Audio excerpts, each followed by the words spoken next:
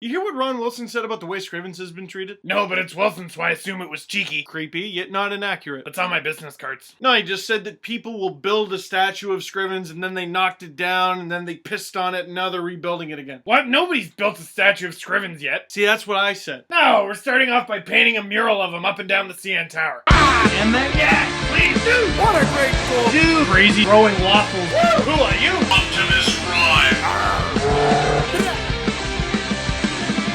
It's a lot of paint. Leafs win 3-2 in the shootout over the St. Louis Blues. Just the second time the Leafs and Blues have met over the past 2 seasons, and both games went to the shootout. Coincidence? Yeah. Ben Scrivens stopping 38 of 40 shots. And as Garrett Bauman tweeted after the game, apparently Scrivens is at his best when he's facing no less than 39 shots. Stopped 38 of 39 against Columbus and 38 of 40 against St. Louis. Scrivens is also undefeated against the Central Division. Because selective stats are fun. Leafs with back-to-back crappy starts against Boston and Florida, but they come out flying in this one. Nice little play here. Bozak to Phaneuf. Beautiful pass over to Lyles. Blam! And it goes in. On the power play. This is a really opportunistic time to say something like this, but I will so take John Michael Lyles over Caberlet. Probably doesn't have the same first pass as Caberlet, but he's a little more versatile offensively, and he doesn't make the same defensive mistakes. Oh, he's definitely not perfect, but he's sound. And I can't believe the Leafs managed to trade Caberlet for Joe Colburn, a first and a second, and then flip the second for a comparable defenseman. And I'm not saying the Leafs killed the Bruins in that trade. I mean, the Leafs got great value, but I think the Stanley Cup is pretty good value, actually. But anyway, what do you think about John Michael Lyles in the Leaf uniform so far? Second goal, also on the power play. Phil Kessel does something that I begged the rest of the Leaf forwards to do, and that's go hard to the net, scores his league-leading 12th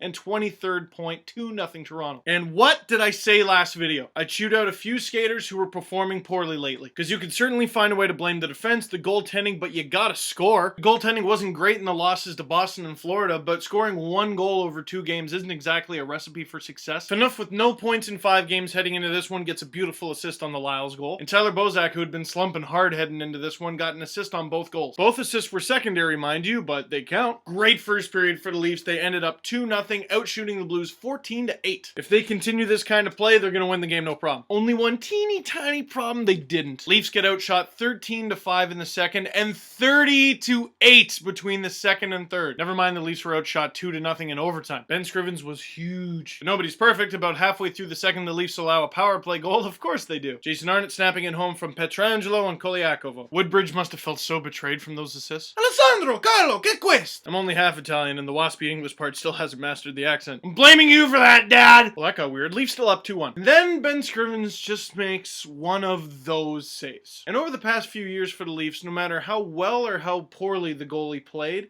he had one of those saves. Jaguars was probably less than 10 seconds left in Game 1 against Montreal last season. Gustafson's was in the preseason when he was a rookie going all crazy legs against Detroit. Reimer had a few last season, probably most notably against Marcus Johansson of the Caps. You know what I'm talking about. Optimus! And this, look at...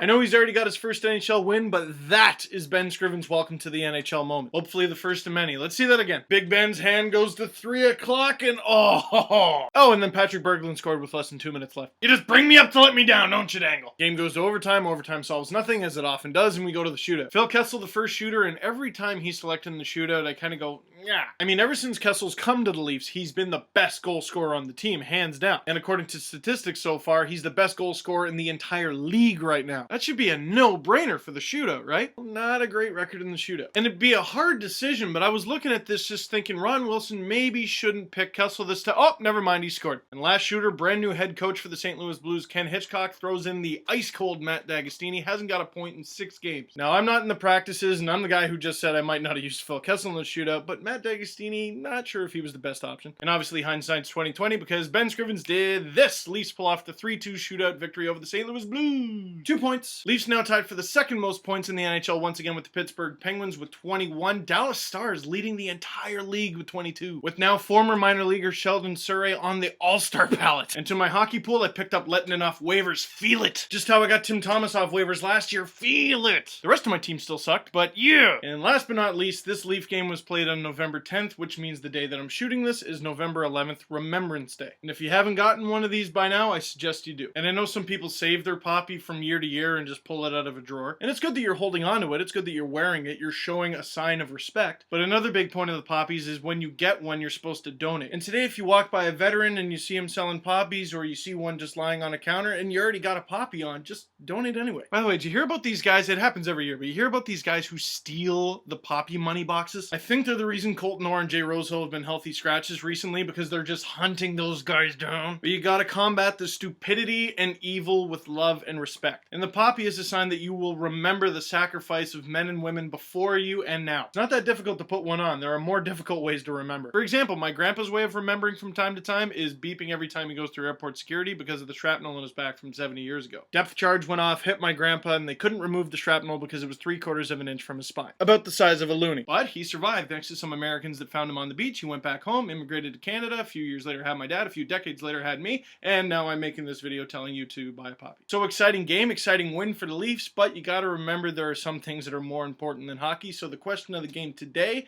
how are you going to remember on this Remembrance Day? And to all the men and women that bravely serve their country, thank you.